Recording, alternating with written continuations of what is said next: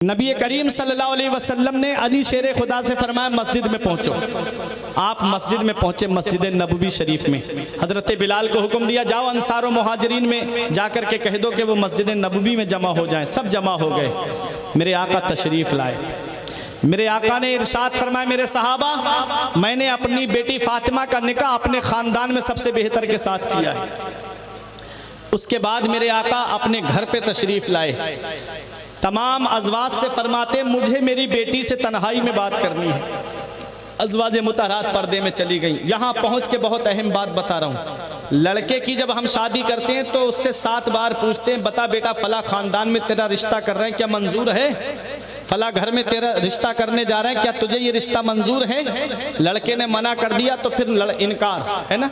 कभी बेटी से पूछते, कभी अपनी लखते जिगर से हमने पूछा। अरे बाप नहीं पूछ सकता, लेकिन माँ का और बेटी के दरमियान कोई पर्दा नहीं होता, उसकी माँ तो पूछ सकती है। लड़की का खामोश रहना भी उसकी हाँ पे दलालत करता है। जी बेशक। उससे कभी नहीं पूछा हमने, बेटी फला लड़के के साथ हम तेरा निकाह करने जा रहे हैं, बेटी जिंदगी तुझे गुजारनी है, क्या बेटी तुझे ये रिश्ता मंजूर है? मेरे आका ने अपनी बेटी फातिमा से फरमाया, फातिमा मैंने तेरा निकाह मेरी बेटी अपने खानदान में सबसे बेहतर के साथ किया है, बता मेरी बेटी तेरी क्या मर्जी है? सुभान अल्लाह। उस वक्त हजरत फातिमा ने रो के कहा था, बाबा हमारा महर क्या रखा है? बाबा हमारा महर क्या है? नबी की आंखों में आंसू आ गए। फरमाया, फातिमा अली गरीब है, महर कहाँ से देगा? हजरत फातिमा ने कहा, बाबा महर हमें अली से नहीं, हमें महर आपसे चाहिए।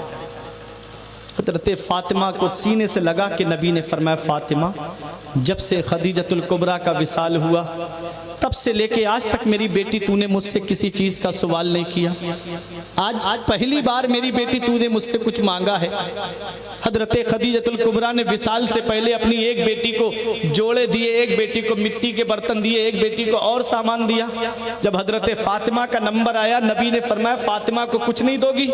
तब हजरत खदीजा ने कहा था, आका फातिमा को मैं आपको दे रही हूँ।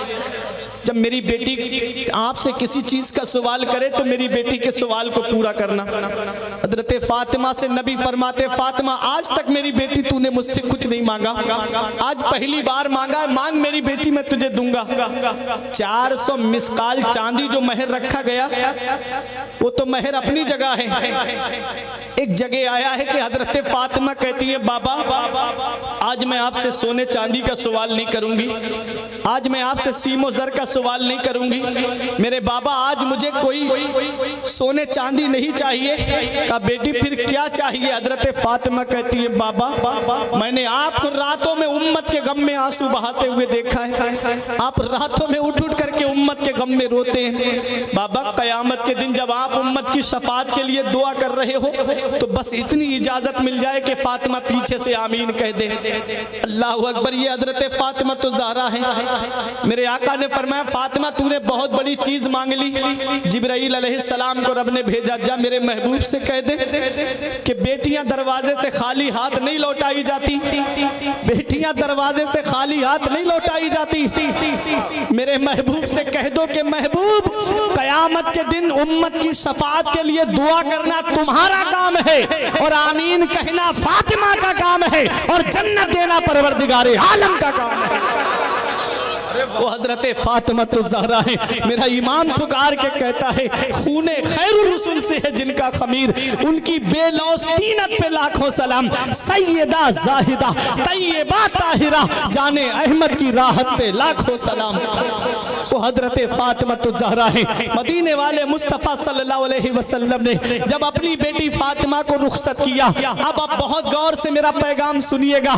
आज अगर हर बाप अपनी बेटी को ये पैगाम दे दे, ये नसीहत दे दे, तो आज कोर्ट कचहरियों के चक्कर खत्म हो जाए, आज जो घरेलू झगड़े होते हैं वो झगड़े भी खत्म हो जाए। नबी ने अपनी बेटी फातिमा को जब रुखसत किया तो नबी ने इरशाद फरमाया, ऐ मेरी बेटी फातिमा आज तुम मेरे घर से रुखसत होके जा रही हो। ऐ मेरी बेटी फातिमा कल जब तेरी और मेरी मुलाकात हो तो मेरी बेटी मुझसे कयामत में इस हाल में मिलना कि तेरा शौहर अली तुझसे राजी हो। अपने शौहर की फर्मा बरदारी करते रहना, अपने अली की फर्मा बरदारी खरीदारी करते रहना। मेरे आका ने क्या मकाम दिया है औरतों को, जब वो बेटी होती है तो माँ बाप के लिए जन्नत का जरिया होती है, और जब उसकी शादी हो जाती है, जैसे ही कदम घर से बाहर निकलता है उसका, अपने माँ बाप को जन्नती बना के जाती है बेटी। जब शौहर के घर में पहुंचती है तो वो शौहर के लिए खैर और बरकत का जरिया हो जाती है, और जब ये माँ बन जाती है तो अल्लाह ने इसके कदमों के नीचे जन्नत को रख दिया। क्या मकाम दे दिया नबी ने एक औरत को, क्या इज्जत दे दी नबी ने एक औरत को। मदीने वाले मुस्तफ़ा फरमाते हैं, अगर दुनिया में अल्लाह के अलावा किसी के लिए सजदा करने का हुक्म होता, जायज होता, तो मैं औरतों को हुक्म देता कि वो अपने शौहरों को सजदा करे। कितना बड़ा मकाम है शौहर का, कितनी बड़ी अजमत है शौहर की, ये तो पता तब चलता है जब शौहर का साया सर से उठ जाता है। फिर देखो बेचारी घर में बैठी रहती है, आंखों में आंसू लेकर के ईद के मौके पे इंतजार करती, काश कोई मेरे बच्चों के लिए नए कपड़े ला करके दे देता, काश कोई मेरे बच्चों के लिए खाने पीने का सामान पहुंचा देता। जब तक शौहर जिंदा होता है वो मेहनत करे लेकिन अपने बच्चों के लिए कमा के लाता है, वो मजदूरी करे लेकिन अपने बच्चों के लिए कमा करके लाता है। शौहर अल्लाह की बहुत बड़ी नेमत है मेरी माँ और बहनों, ये हयात हैं तो इनकी खिदमत कर लो। जिस दिन ये साए सर से उड़ जाते हैं उस दिन कोई मोहब्बत की निगाह से देखने वाला नहीं होता। मैके और ससुराल में चंद दिन मोहब्बत दिखाई जाती है, फिर उसके लिए वही कुसुम पुरसी का आलम होता है। इसलिए शौहर हयात हैं तो उनकी खिदमत करो। नबी ने अपनी बेटी से फरमाया, मेरी बेटी फातिमा